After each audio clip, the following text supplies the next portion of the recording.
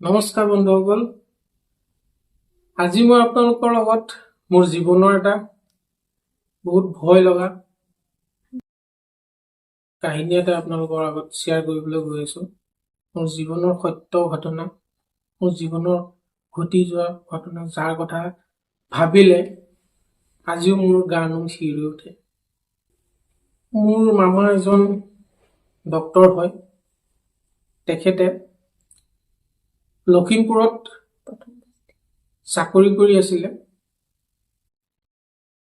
চিনাতলি বাগান লখিমপুৰৰ, য'ত তেওঁ আছিলে তেখেতে কোৱাৰ্টাৰো পাইছিলে তাত থাকিবৰ বাবে। আৰু এদিনাখন মোক তালৈ মাতি পঠিয়াইছিল ফুৰিবৰ বাবে।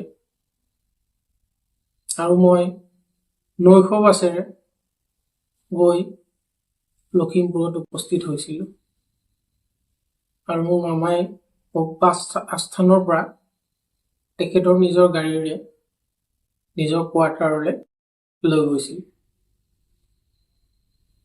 মই বহুত আনন্দ পাইছিলো। তেতিয়া মোৰ বয়স প্ৰায় 15-16 বছৰ মান আছিল।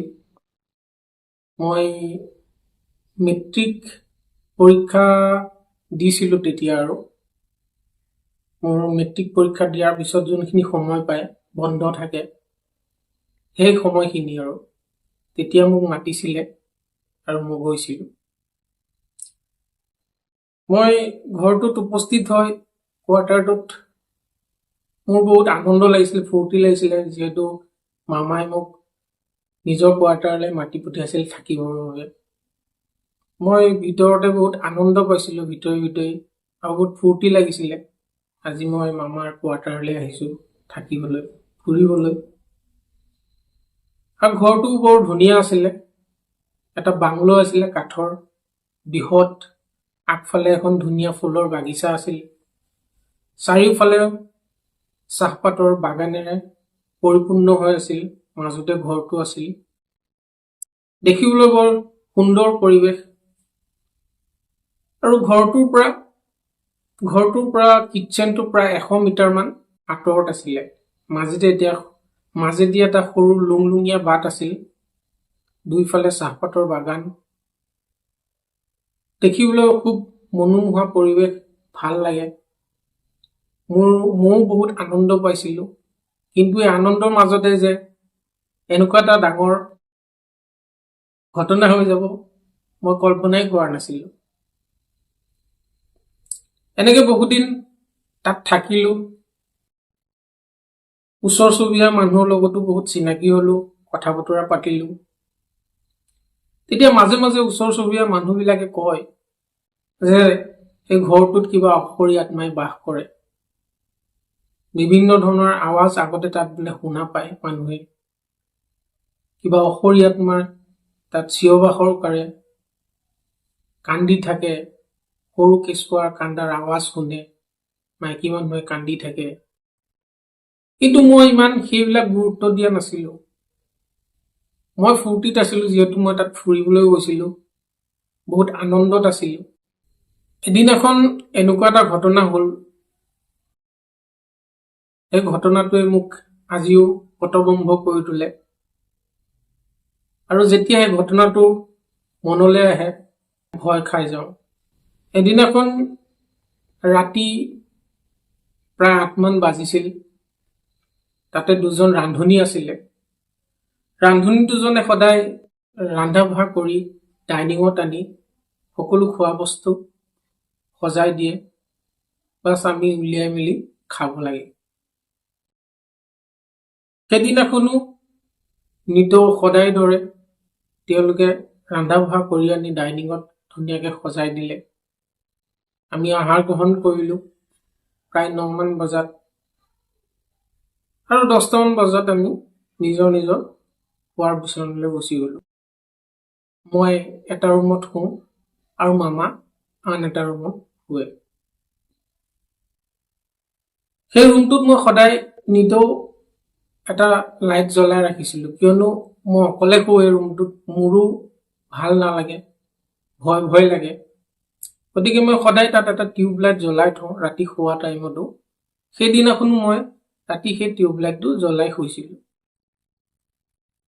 মোৰ চিলমিল টোপনি আহিছিল আৰু প্ৰায় নিশা 12 মান বাজিছিল তেতিয়া। হঠাতে মোৰ চকু মেল খালে আৰু মই দেখিলোঁ গোটেই ৰুমটো কিবা আন্ধাৰ হৈ গ'ল। মই মনতে ভাবিলোঁ যে মই টিউবলাইটটো জ্বলাই থোৱাৰ পিছতো ৰুমটো কিয় ইমান আন্ধাৰ হৈ গ'ল। মনটো কিবা ভয় ভয় অনুভৱ হৈছে। কিবা ৰুমটো কিবা গহীন গম্ভীৰ হৈ যোৱা যেন লাগিল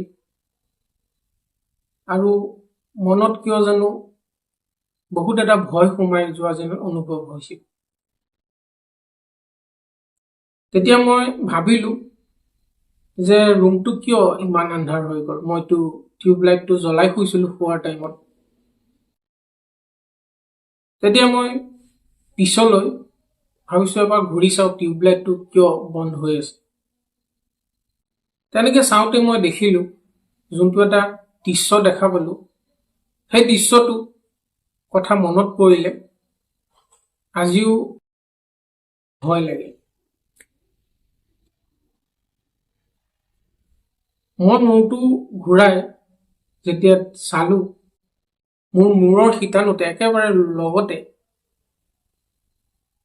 এনেকুৱা এটা প্ৰাণী কম নে মই জন্তুৱে কম, মই কি কম মই বুজাব নোৱাৰোঁ। আজিও মই সেইটো কথা ভাবি ভাবি কেতিয়াবা ভয় লাগে। এনেকুৱা এটা বস্তু দেখা পাইছোঁ যে মূৰৰ শিতানোতে একেবাৰে ৰৈ আছে। একে তলৰ পৰা ঘৰটোৰ মূধচলৈকে গৈ তাৰ মাথাটো লাগি আছে। দেখিবলৈ সম্পূৰ্ণ কোলা, কেচকেচীয়া কোলা। গাত কিবা নোম থকা যেনো দেখিবলৈ মই পাইছিলোঁ আৰু কিবা চকুকেইটা তৰ তৰকৈ জিলিকি আছিল আৰু মোৰ ফালে চাই আছিল। এনেকুৱা এটা ভয় লগা দৃশ্য মই কেতিয়াও দেখা নাছিলোঁ। সেইদিনাই মই প্ৰথম অনুভৱ কৰিলোঁ আৰু মনে মনে মই ভাবি আছোঁ মই এতিয়া কি কৰোঁ। ভয়ো লাগিছে। তেতিয়া উপায় নাপাই মই এনেকুৱা জোৰেৰে চিঞৰ মাৰিলোঁ, যোনটো চিঞৰ গৈ মোৰ মামাত কাণত গৈ পৰিলে আৰু এনেকুৱা বিকট চিঞৰ মাৰিছোঁ যোনটো চিঞৰে সেই ঘৰখনৰে নাইট চকীদাৰ এজন আছিলে, সেই নাইট চকীদাৰজনেও শুনা পাইছে।